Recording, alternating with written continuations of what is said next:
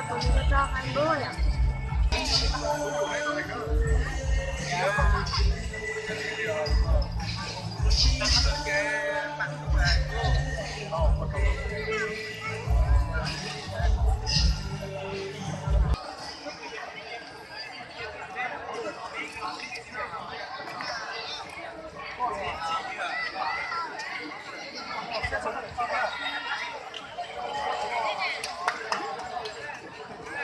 Nhưng mà đã chỉ phải này cơ.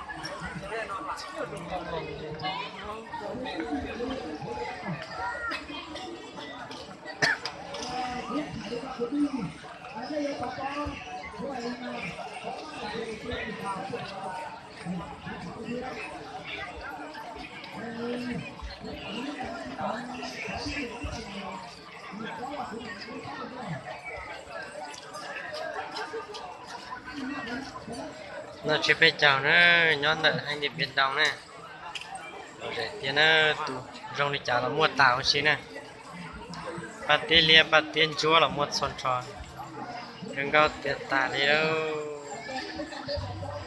để sắp lá nè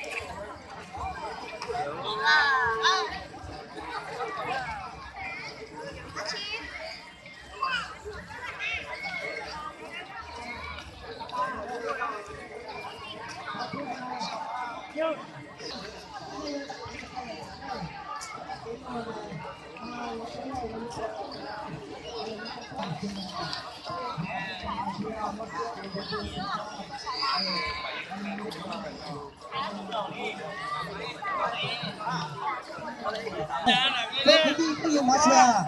Ai cháu bà thì có chả thấy họ dùng kỹ thì ngon khỏi. Nhưng mà chị thì có nói về quay là cái gì? Cái gì? Giờ về thì các bạn sẽ đời. Còn rồi thì sẽ đời nhớ đây. Phải nhớ gì? Là sẽ đời có lúc to, phải chầu lại to. Chỉ là có mà chầu lại to. Thế bây giờ có linh lo thì linh rồi. Tôi lo lúc khi tôi lùa, tôi lo lúc khi tôi mê. Và bé bó lại bó. Hồi ở bé chỉ bó lại bó này. Bé tại vì gì gì có chỉ cho. Lúc đó chỉ lần đầu tiên chạy tàu. Tôi đi tới mà cho nó mà thi là bó. Alo. Tương tự nó chuối tụi mình nhỏ mà mò nhớ là nó giờ lấy tụi mình nhỏ tu cái cô cua đến thế nè giờ lấy tụi nó họ lò nó họ lò cho nên ngoài được chết thiên được nè đến gì